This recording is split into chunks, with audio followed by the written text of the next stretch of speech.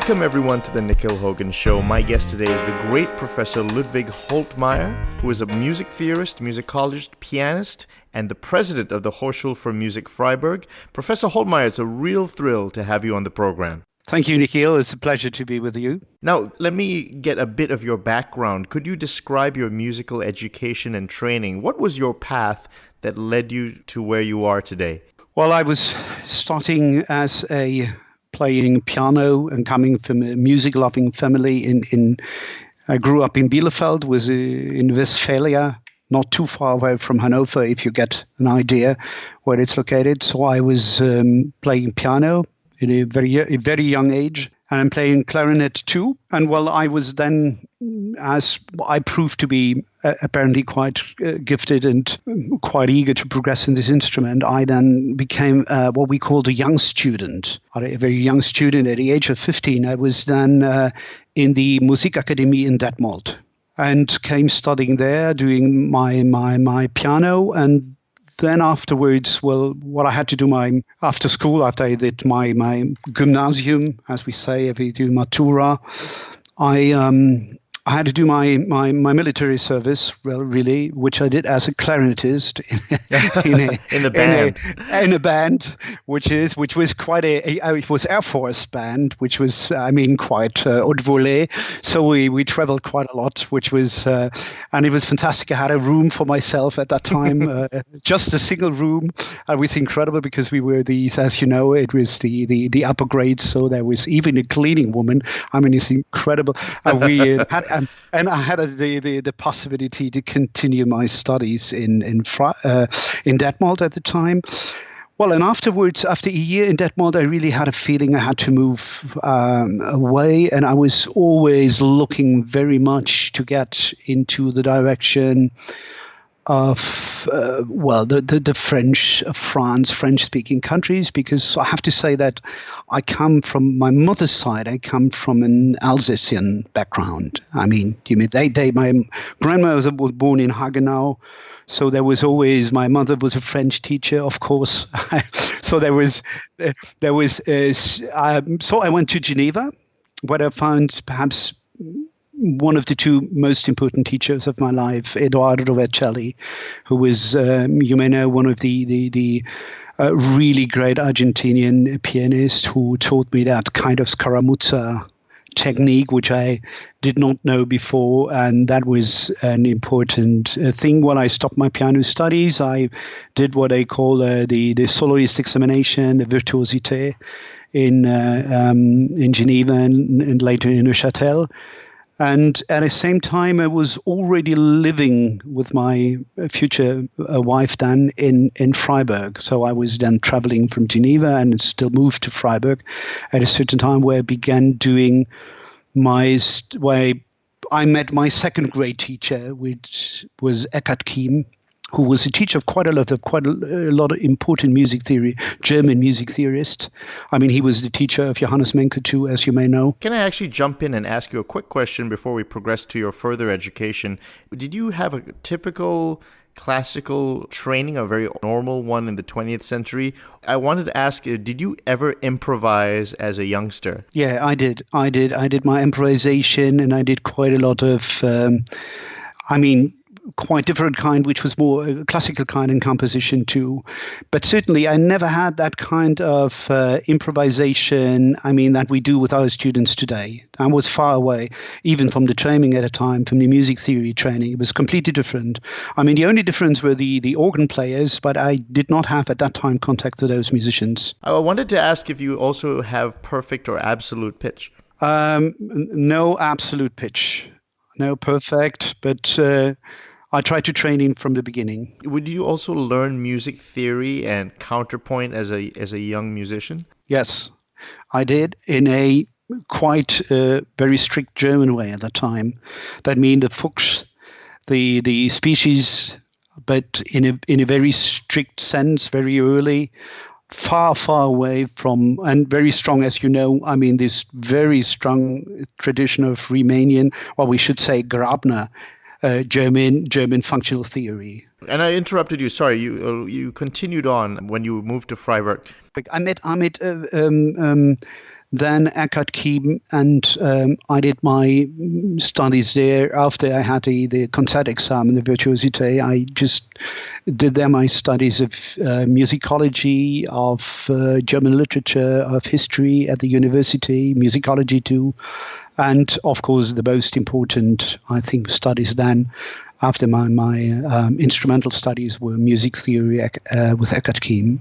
And then everything went quite fastly. I had the opportunity when I stopped doing my study in music theory at the age of 29, 28, because you see, I had the studies of piano before I then had the possibility to get, as a musicologist at that time, as a musicology to the Hans Eisler in Berlin, which was my first Hochschule where I taught.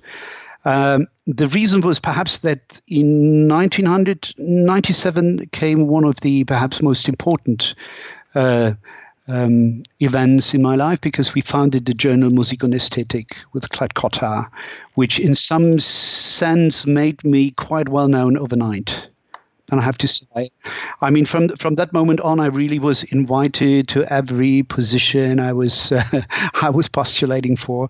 So it was really funny to do this, and I had a fantastic time at the Hans Eisler, which is just a remarkable school.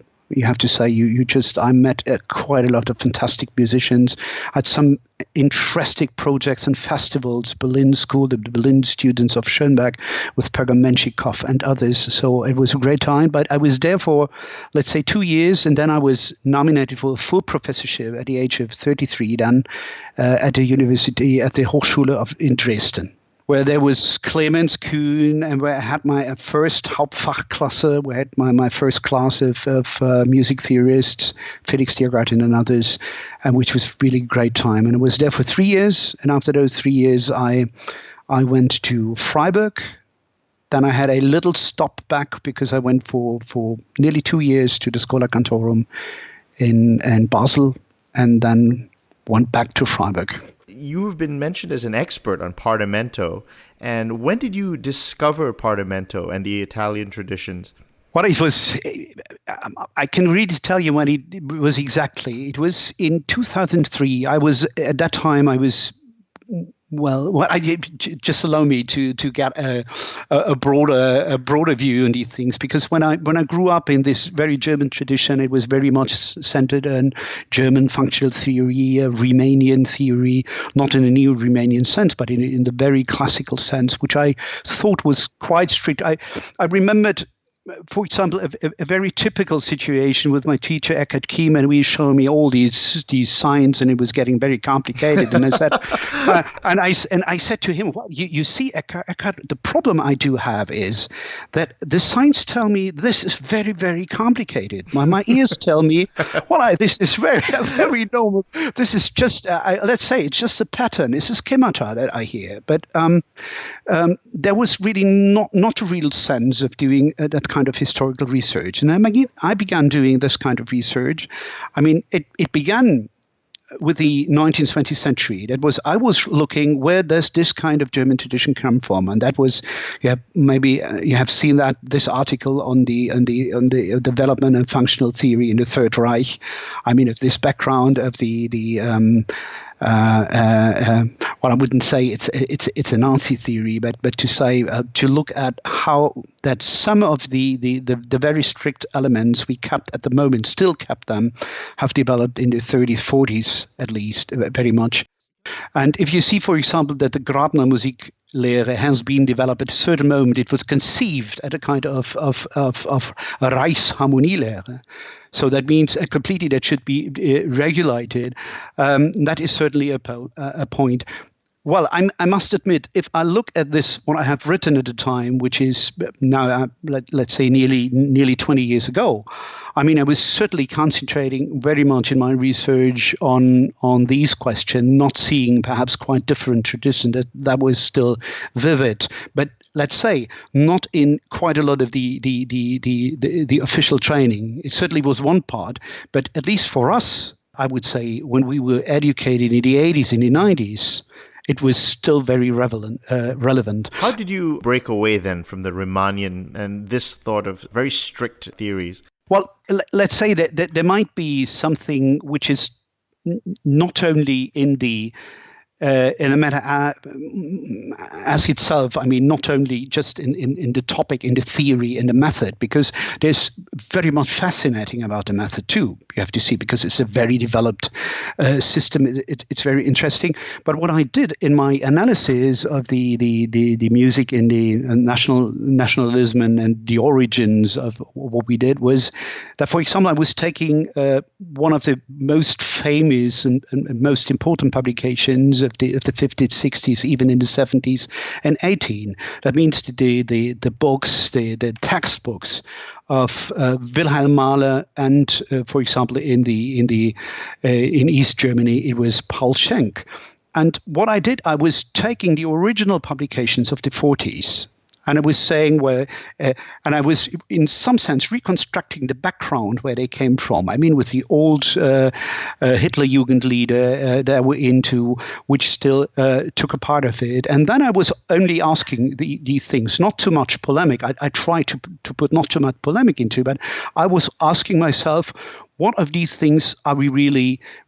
What of these questions and what of these traditions do we really need anymore? And shouldn't we be aware where did this come from? And then ask ourselves, what are we going to, what do we need? I mean, for our future, for our present teaching. And you see, what might be interesting about that is that the whole question in regarding music theory, my position, my point of view was to ask, are we just asking ourselves questions? Music theorists were asking themselves, let's say, at the beginning of the 20th century or at the end of the 19th centuries. And why are we asking these themes? I mean, to be interested in, like, let's say, a kind of universal concept of harmony, like this idea of Riemann, are these really the question we are asking ourselves today, and even in music education? And for me, the answer was quite clear. No. That's really, I like that you painted a very broad picture there. And it's really interesting how it's not really so clear that many different things are connected together, politics and the culture. And then now I'm curious of your next step. How did you then do your research and find the older methods? So, of course, I was then really getting, even with my research, into historical textbooks, of course. I mean, the classical, the printed one first. And I do have quite a collection of historical treatises, very beautiful ones. It was one of my hobbies, you could say. One of I like to collect. I'm a passionate about old books, and I do have my collection. So, can I jump in and ask a really quick question that came to mind? Did we lose a lot of treatises in World War II when Germany was being bombed? Yes, of course. I mean, just of course, we lost. I mean, not in the sense, or rarely in the sense that every volume or every single print is lost. That I wouldn't say. But take the example of my first university where I've been a full professor in Dresden. I mean, this library was completely destroyed, completely. Nothing left, everything burned. I mean, this is really, if you see from the conservatory, this is really a pity. What was inside that library of note? Well, I mean, it was the Royal Conservatory, and I couldn't tell you in detail what was in it, but that what you are expected to find in it. I mean, all these classical printed treatises, and of course, quite a lot, which is really. I would say the real pity of losing things was certainly the written documents, the collections of professors of music theory. Quite a lot of these things are still there for Leipzig. But for Dresden, as far as I can see, I've looked what was left into the archives. There was not much. That's a shame. So you mentioned you're collecting a lot of. Okay. Yeah. So we come to the history. So it was in 2003 when there's an antiquarian in Munich, which is Katzbichler. And we had quite good contact because very often I just bought books there. And well, even don't remember which book it was. But when I was buying it, because he knew that I was so much interested in all books, he asked me, he said, well, look, I do have quite a collection here of books. One is Cherubini, Marche d'Harmonie, and the other one is a so-called, I don't know, Fenaroli. When I said, well, what do you want for it? And I mean, he just took, I think, 200 marks or something, which is completely ridiculous. because it was first prick, because he did not know what it was. And I said, well, put it into it. And I quite remember. So I got the book and I looked at it and I saw the Marche d'Harmonie and I was really thrilled at the first point. I thought, my God, what is this about? And then I took over the Fenaroli, and then was completely. I remember I just read the whole night. Is that like the Regole? Is that what it was? That is really. It's like the Fenaroli. It was really like you said, the Regole de l'octave. It was exactly, in some sense, what I was looking for. I always thought, yes, that's the way they thought. that's how it worked out. That's how it's done. What date manuscript was that? Was that like 1775, or was it the No, it was the I really don't remember, but it was this famous two language, this Italian French print, which dates from the beginning, I think, of the 19th century, which was beautiful. But the Cherubini, which was first print, which really beautiful.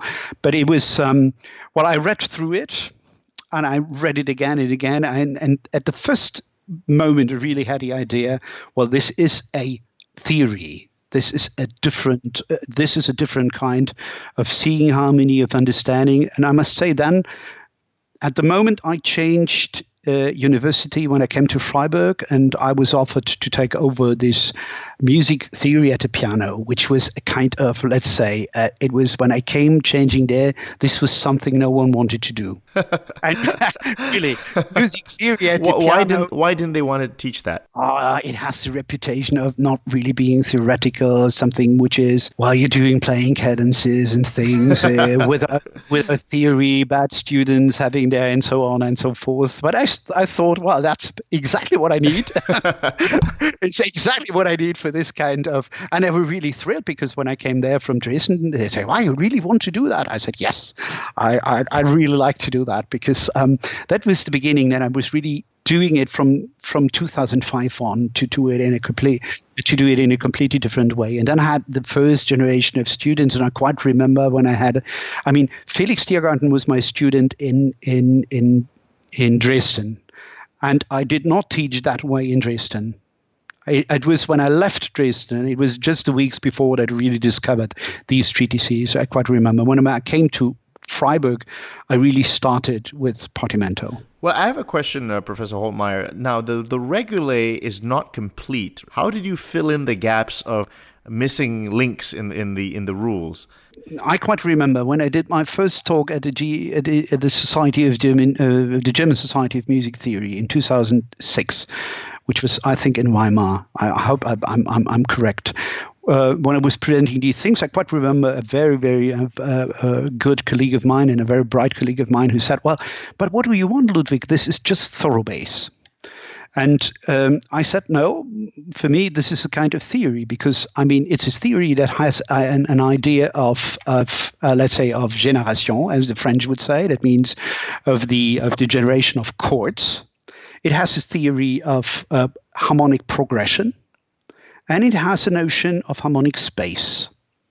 So not different from any theory you do have. So what it is not, certainly, is a kind of holistic system. It's not what you could see. It's a complete difference from GTTM, from a generative theory of total music. It's exactly not that. It corresponds rather to that what critiques of Chomsky would say today, that we learn language in a quite different way. It's a kind of building bricks that you get, but nonetheless, you have to see this is it is a theory. What is the greatest difference theory of the if you compare nearly any theory of the 18th century to theories, holistic theories of the 19th century, is that they are so,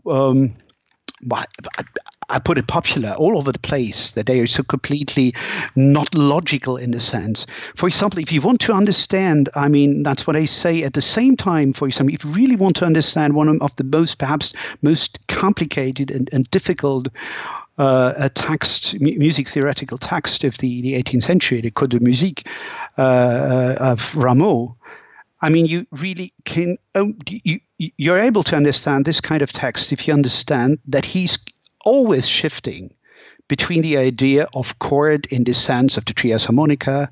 At the same time, he's switching one times of chord in the sense of the regola dell'ottava. Then he's switching to a sense of chord in the sense of a contrapuntal sense. And then he's again to what he calls fas.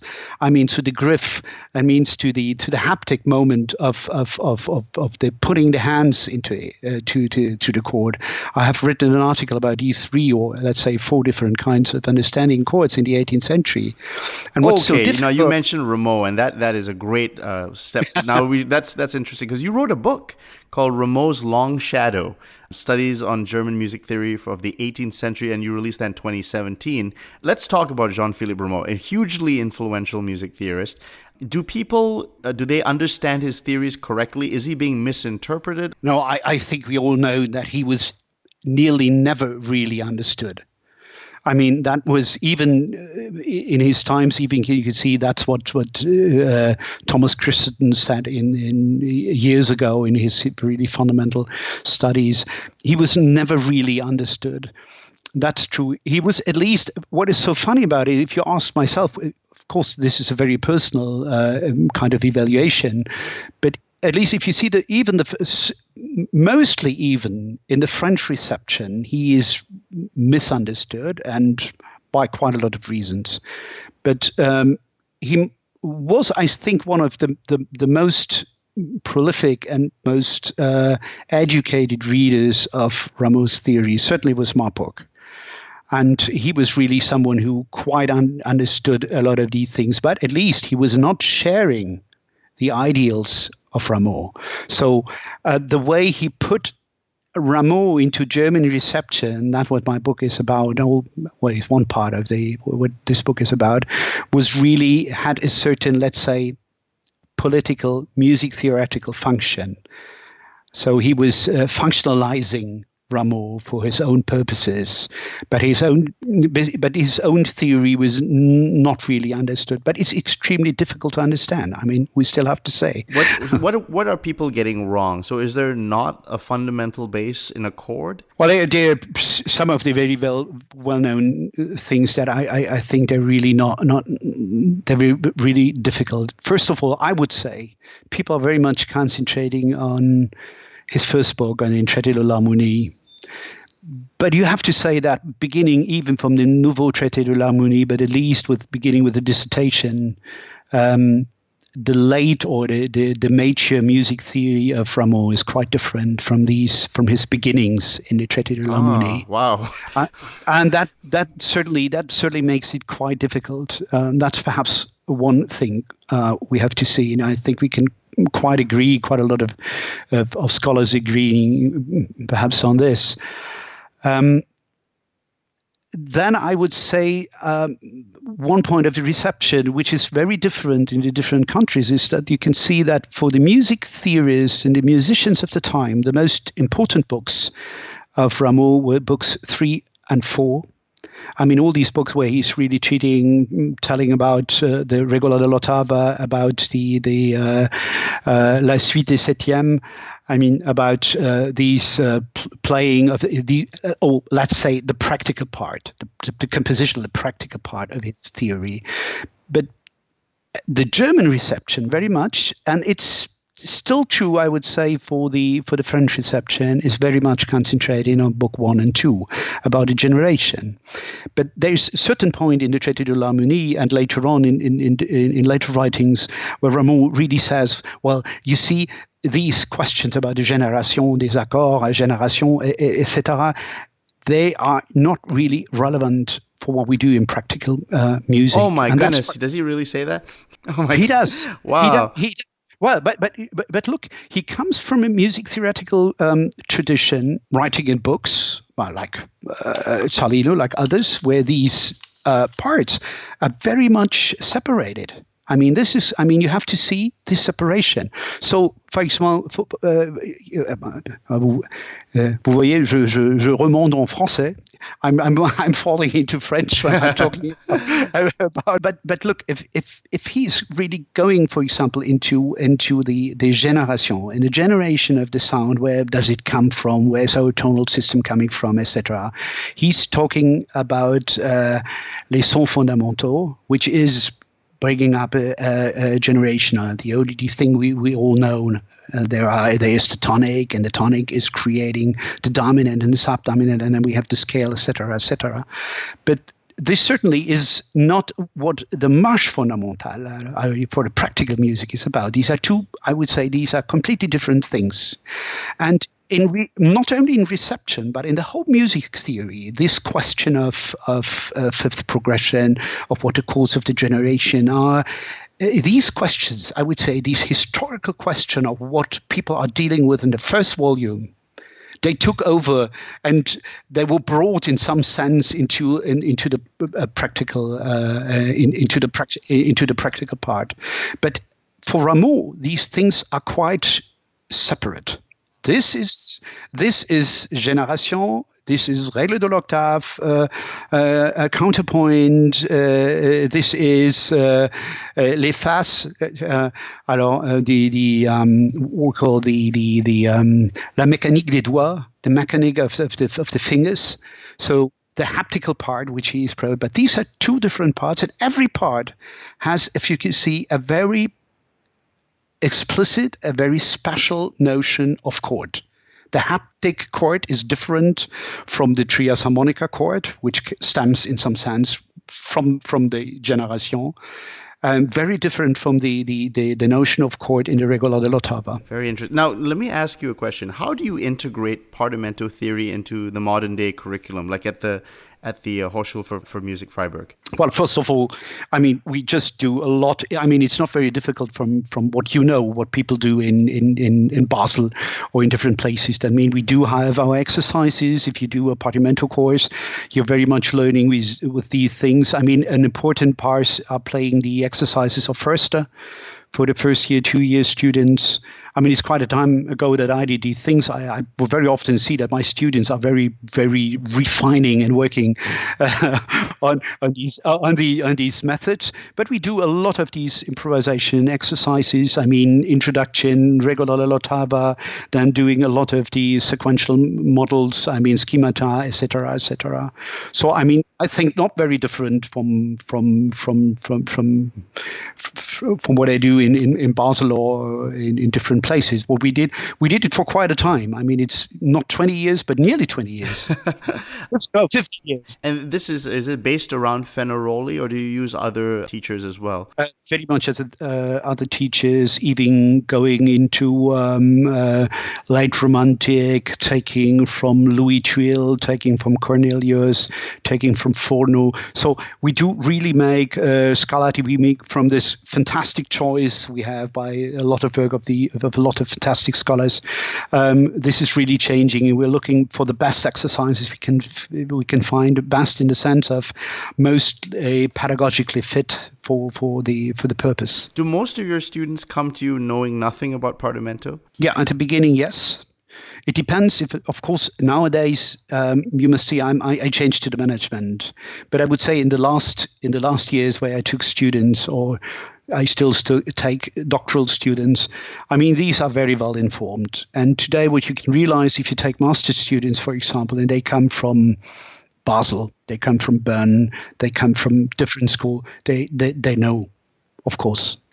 It's not common everywhere, of course, you can't say, but the certain centers that you have there, it's quite well known. Fenaroli mentions using books 1, 2, 3. Is that something you use? What are you mentioned best exercises. Can you give some examples? Well, the examples I was taking very much were examples of the first book of Fenaroli, of course, very much, and beginning with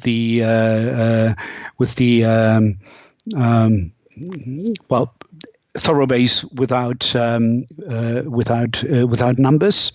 And then very much I was beginning with doing the which is very important. As I told you, I was really working at the beginning of my career. I was really working to the first book of Förster, which I think still is one of the most fantastic pedagogical works done in the 19th century.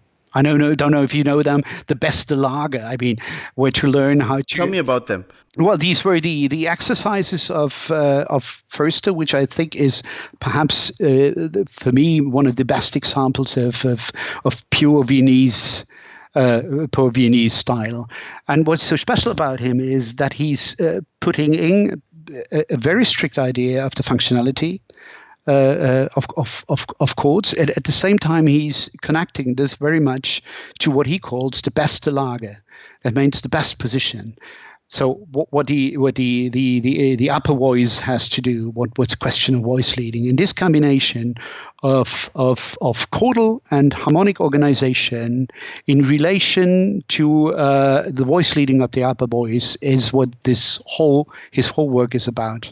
And this is just fantastic to tell people that to make a good melody, you do have to make a thorough analysis, because what he does very well, as you can find also in the exercises of Handel, you look at a bass line and you don't understand the form at the first sight. You think what's about.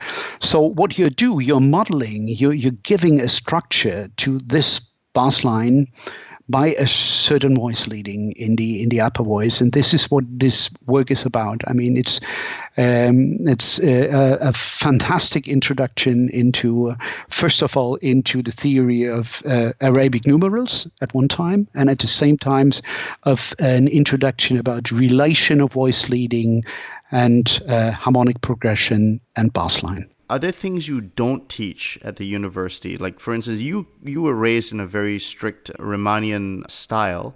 Are there things you don't teach that other conservatories would normally teach? Well, I mean, we do have to make the difference. If I do teach, for example, let's say students, violin, piano, I mean, basic harmony, if you do these exercises, this is quite different from what we do with our music theorist, I mean, which is clear. There, of course, you have to concentrate. There, for example, I certainly do a certain introduction into functional theory, but just an introduction. I then move really mainly to Arabic and Roman numerals. So what I don't do anymore, because I mean you can do it, but you see, for the normal students, what they want from music theory, and how you can get them to like music theory is when they, and that's, you see where I come from as a pianist, is when they have the feeling, wow, this kind of seeing music really helps me memorizing, helps me understanding, helps me to understand broader structures. This is where you get the students. And then if a student comes and said, you see, Mr. Holtmeier, I'm much more interested in to know more, and then he goes perhaps into a minor or even a major in music theory, then it's quite different, because there we have history of music theory, and then you have to do your Schenker, you have to do your Riemann, you have to do new Riemannian, I mean, as in every, I would say, every responsible teaching. Can I ask you, how do you, because you're also an expert in Partimento, how do you balance, because they seem to be pedagogically quite different, do you want to offer different perspectives on analysis, so you want to offer it all? Do you feel it's good to offer everything? I understand if you talk about Formenlehre, for example, it's clear that my student, let's say of the music theorist students, of course, they should know the Habakovsky of Kaplan and so on. I mean, the classical music theory, and that's kind of the you see, professional music theorists must be bilingual, trilingual. in anyway, this is completely clear analytically. At least, you know, we have a lot of students coming from different traditions, but for an analysis, what we try very much. I mean, I have written once a time ago an article about Arabic numerals and about about, that's very much what I do, very much. I mean, in working, and I developed a way of using Arabic numerals even for late Romantic music. So we're still these, because I think it's the best way to tell what I want to tell. Well, let me ask you this, Professor Holtmeier. You're an expert on Wagner, and you personally, not the curriculum, how do you analyze that kind of music? How do you look at something by Wagner? Well, look, I mean, Wagner is a fantastic example for the reach, you can see the outreach of Arabic numerals in the sense of the dominance of a thinking in the scale. Scala's thinking. That is really quite true for Wagner, still it is. I very often, when I do quite analysis, I very often tell people, look, if you take, for example, even if you go into the Tristan, I mean, Johannes Menke has done marvelous analysis about this too. And you go into the bass line and you can see, look, this bass line has a quite clear tonality. I mean, it's easy. If you take it as a Partimento, you would do that way. And then you can see that there are some, let's say, wrong chords on these steps. Or let's say there are some wrong steps with the chords. But this is quite a way they do it. But at least the stability of the tonality is still given. At least you could say, well, even if it does this incredible thing, at least if you have a stable tonality in a bass line in Wagner, in most of the parts, you can really guess that at the end he will return exactly to this kind of tonality. So this is fascinating to describe. And for example, when he's using a certain scale degree, and then you remark that he's doing, well, it should be a 6th scale degree, but at least he says, no, I put a harmonies of a third scale degree on it, and so on. I mean, that's certainly the way he's working, and that makes things very clear. Why? Because it really corresponds to the feeling we do have when we hear the music of Wagner. That means that we, in some sense, we can see all these colors, these opening windows and doors towards new landscapes, harmonic landscapes. But at the same time, we still have the feeling is very much grounded. I mean, it's just like a shifting into a certain view, but you don't have the feeling that the complete harmonic backbone is lost. Not at all. But it still is. This is for that. I like it very much. You mentioned Arabic numerals. Just so I know I'm not mistranslating it. Is that, are you talking, this is not general bass, right? No, it's what Bob Gerdigan, what a lot of even what you find in the sources, what Förster does. I mean, the way Förster is describing his scale, so he's not doing on a first scale degree, he would say, he's marking a 1, and this is the fantastic relation that he puts when he puts an Arabic 1 on the degree, this is the first scale that degree, but at the same time, there is let's say, a certain family of chords that belong to that. So this is putting Arabic numerals I see. Underneath. Okay. Interesting. Okay.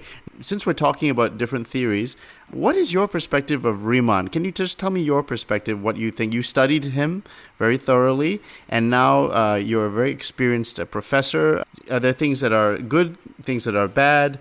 I'd love to hear your take, just a few thoughts on Riemann. I'm really tempted to take the move to say it's such a long time ago when I did these things. But when I did this very long article in the Riemann Handbook, which was a pleasure for me to do. But honestly, I must say I was very much interested in Riemann always as a historian of music theory, because it's such a amazing complexity, even if it's from time to time I have to say it's completely crazy, but it's so it's so completely amazing to see what he does. Well, there are 2 points. First of all, the question is, what are we dealing with when we talk about Riemann? First of all, Riemann has formulated and written a theory. Let's say the what we call the popular, at least for the German, not for I'm not talking about neo-Riemannian theory now, which is quite different topic. But if you talk about the German Riemannian heritage, you would say this is the practical Riemannian theory, which is already quite popular, quite leaving behind his dualistic beginnings from the Practical Harmony, first published in English in, I think, I don't remember quite well, 1996, and then 1896, of course, and then it continued. And the question there still is for me, he was formulating this kind, and even in the großen Kompositionslehre, his analysis, when this music was historical. So first of all, as a historian, I would say, well, that's very interesting what Riemann does, but he does a kind of Beethoven analysis that is quite far away from the way, at least in material. In a material sense, people and a pedagogical sense, people were trained and thought about the music. That's a certain distance, you have to say. I mean, there are rare, incredible observations of Riemann in his beautiful writing about music, which are just wonderful. But this is a point where I stand, where I can regard these things and ask myself, where do I find it? And it's very difficult for me. For example, I have done some research. There's this great research years ago from Sievers about Reger being a pupil, a student of Riemann. And this was the opinion that Riemann was incredibly influential in these uncertain composers. What we know today is that all these composers of the late 19th century, they grew up in quite stable and quite different, you could say, compositional environments where quite old traditions were with it. So the importance of Riemann there is quite limited. The importance of Riemann is incredibly in the reception of Wilhelm Mahler and Grabner in this kind of popular way for the 20s, 30s, 40s, 50s, 60s up, well, where we began in its popularized form. That's one idea. But to get back to the theories of Riemann, there is, in some sense, this very Rameau idea of progression as a kind of hopping from chord to chord. And this as for him, as he often says, a chord is let's say, an element of perception. So we hear a chord, then we go to another chord, and we have this kind of idea of hopping and going around, which is not so completely foreign to Rameau. That is true. But you see, what we can learn from the Partimento tradition is that we really don't hear like that. We don't hear in these kinds of hopping step by step by step. Perhaps we do from time to time, but what we do hear more, I think, in my experience, is that we hear certain patterns, certain models, that we go there, sometimes we go back, and so forth.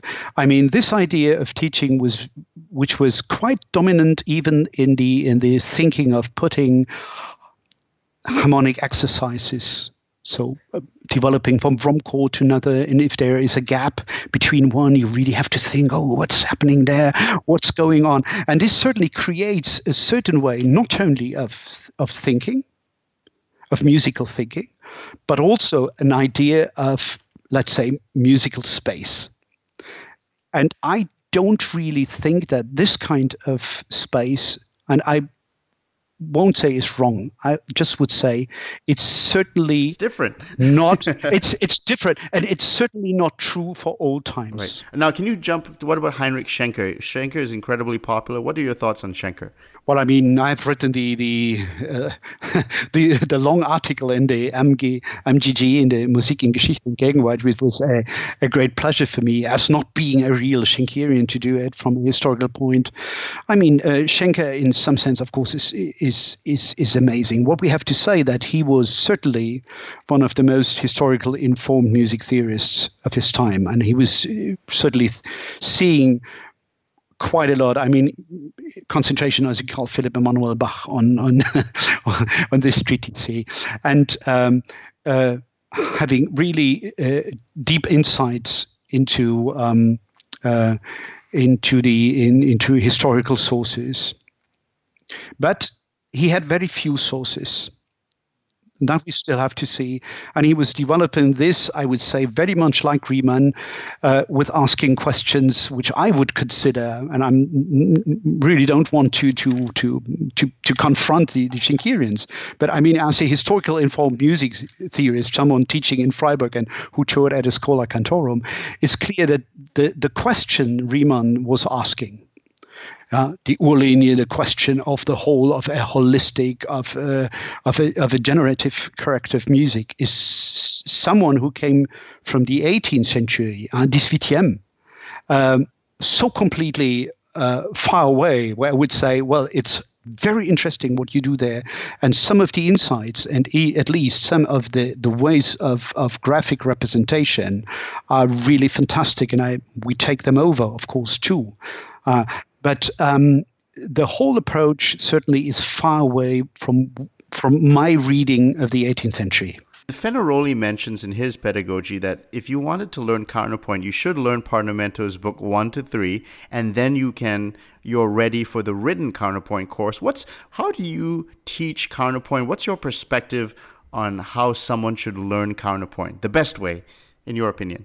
Well, the best way, in my opinion, I even don't know if there's a best way. There's certain different best ways that you can do, but one of the best ways that we do, you certainly know it, to begin with improvised counterpoint, which really gives you an idea of that counterpoint is not a mathematical experiment that you do in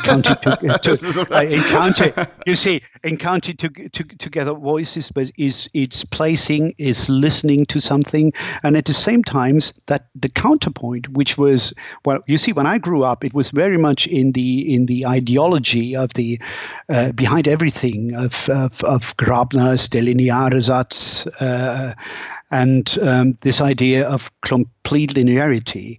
And if you do improvised counterpoint, or if you do three-voice counterpoint on certain examples, what I like very much is, even when we do begin, is with two-voice writing and two-voice improvisation. And then later on, what I did very often is begin with five-voice right from the start, in a five-voice writing in the style of Palestrina and the offertorian. Because what you can learn there is to get away from this idea that linearity and harmonic are two things. Because if you organize if you begin with a kind of five-voice writing in Palestrina, you always have the feeling that you have a certain, let's say, a scaffold, a kind of contrapunctal scaffolding that is in the middle, and then you have those filling voices. We just have, let's say, a pure harmonic function at the same time. So you have, if you do a five-voice writing from the start, you know that a sort of harmonic architecture and a polyphonic, a counterpoint architecture just belong together. Yeah, that's quite different from how we learned. Should harmony be separated from counterpoint? Should they be two separate subjects? You can't separate them.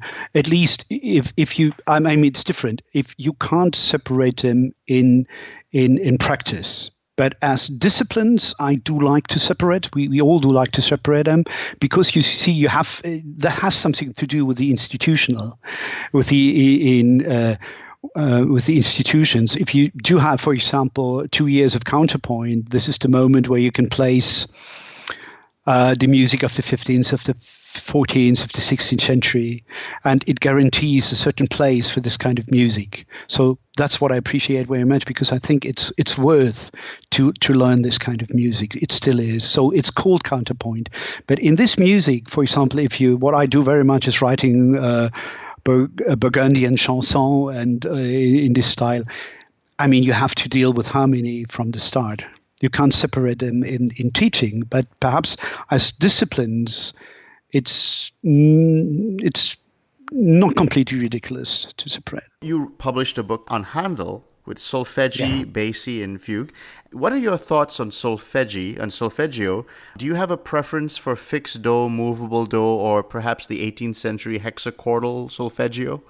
Well, I must say, of course, for the 18th century solfeggio, but I have to say, I never went very much like Nick or others. I did not went so much into the solfeggio. I have two of my students who are doing doctoral researches on this topic, so I'm very interested. But when I were doing the solfeggi, and as we did it in our book, I mean, the solfeggi part was mostly done by Johannes Menke, while I did the thorough bass examples.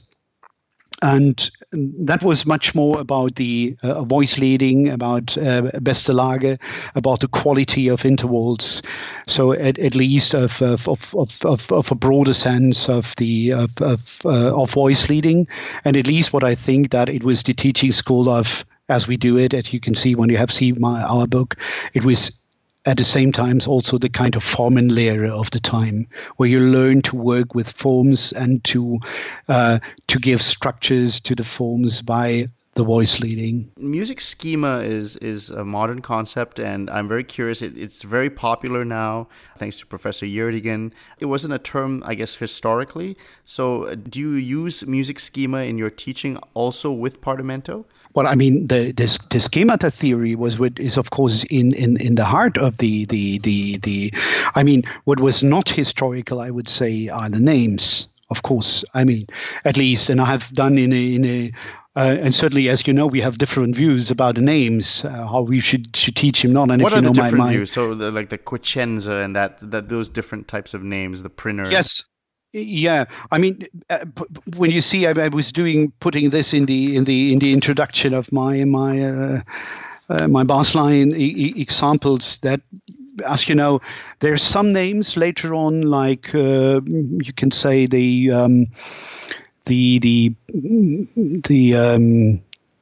Montefonte, and you have Romanesca, and so.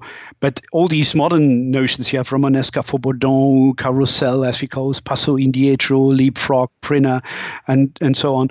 We would not find these ideas in the text of the 18th century. This is clear, but it's not a criticism. But very often you just can use, as the historical sources do, you can call it consecutive 7/6. Very much. If you're a thorough bass player, you know these are just models that you know. It's a 4-3-9-8. It's or you take these Arabic numerals, which very much 5-4-5-6-7-3. What you 7-1 on. These are things you can find in the sources of Sorge.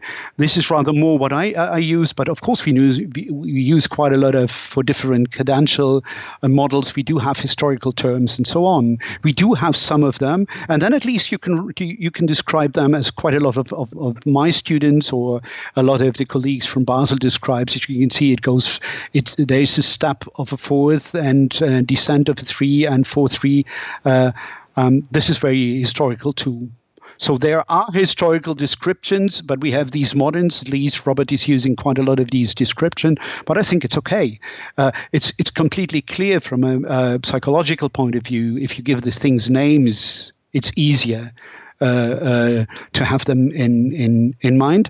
But if you're used to these kind of thorough bass, let's say that you have at least I would say 3 different models. You have these 7/6, 7/6, 5/3, 5/3, where you have the outer voices. Then you have the thorough bass. Just as I told 4-3-9-8, you exactly know what it is. It describes a model, and then you have these, let's say, regular l'ottava steps in the descriptions. You can use them, and you can use also, of course, the modern notion. But I think you can't say that the schemata is not part of the teaching of the time. Because, I mean, that's what Fenaroli is doing. He's teaching and very systematically. And we have this kind of systematic teaching of progression, 5/6, 5/6, 7/6 from the 15th, 16th century onwards. Can you talk about Heinichen and his importance in the 18th century? I mean, if you want to have the perhaps music theorist who formulates, even for Italy and even for Germany, the most standard understanding of music theory and thoroughbase, or thoroughbase as music theory. Of course, Heinichen is the most important treatise. I mean, besides, on a different way, as I always say, Georg Andreas Sorge, the Vorgemach der musikalischen Komposition, those two of them are the most important. So if you really want to understand, because it's so fascinating if you compare it to the first edition, I think 1711, his first one, which is very, very German in some sense. And then he moved to Italy and he learned and he came back, and it's incredible. Perhaps the most important musical treatise of the 18th century. Did he basically, because it seemed like the Italians didn't write down much, did he codify a lot of the Italian methods? Because he, as you say, he was a trained lawyer. I mean, he did. So he did. Yeah, you have to think there's a kind of if you could write a history of lawyers in music theory.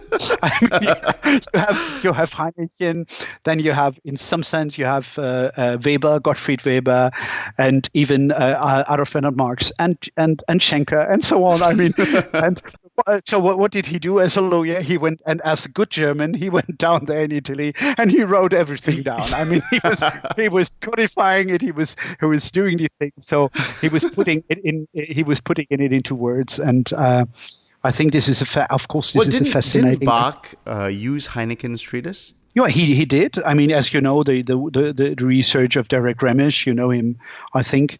You should know him. He has proved it. But it's known for a long time. You know, there has been this incredible work of Riemann, who has written about this years ago in the 70s, has done a dissertation of Bach and the importance. And Heinichen had shown how that everything that we thought about Kernberger, about theoretical insights. And this was an incredible story, because when I found out of this book, I read it and I thought, my God, how could he write this in the 70s? And so I tried to get into contact with him, and I called him in I think it was it was not Oldenburg. It was, I think so. I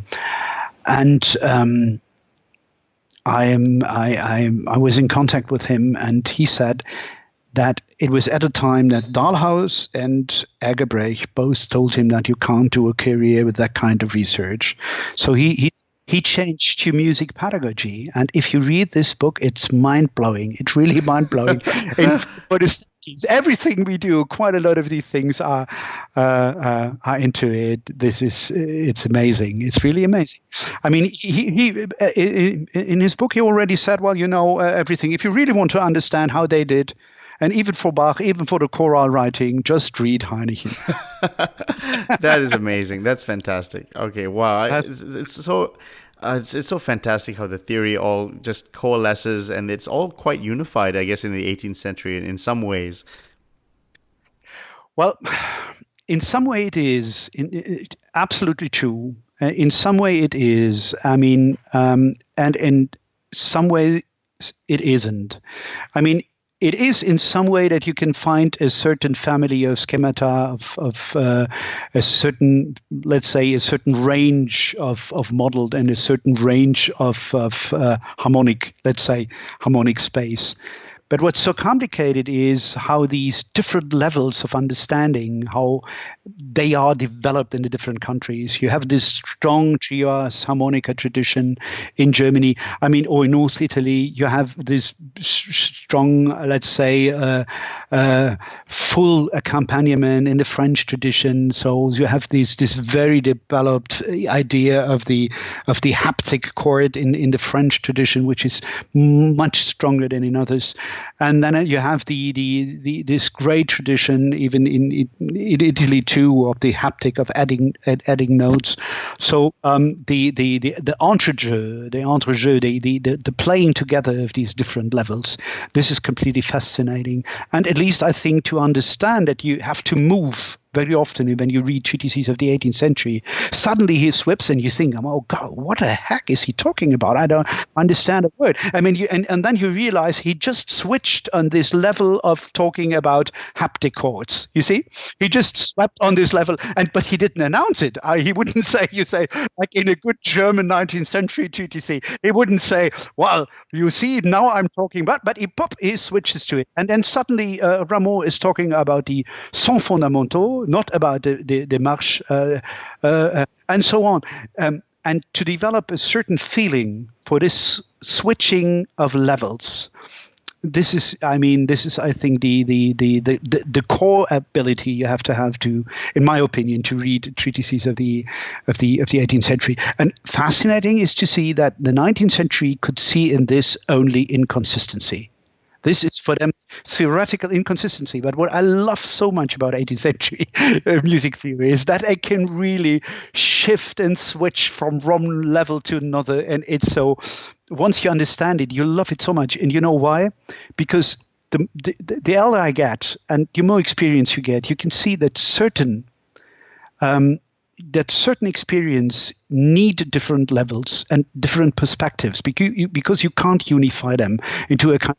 Because if you look from a different angle, from a different perspective, you need different tools to understand. And that's something we can really learn from the 18th century. In this sense, I think, the 18th century is, for us today, much nearer than the 19th century. And you see, I believe this is one of the reasons why this is getting so popular. All this Partimento and 18th century pedagogy, is that helpful to understand music like Rachmaninoff, Debussy, Ravel? Is that all connected in some way? I would say from the start, yes, because not only in the research of Felix Diergarten and others, I did a bit of it too. I mean, if you see the traditions, not only of the French Conservatory, or of the Munich Conservatory in Courvoisier, in Louis,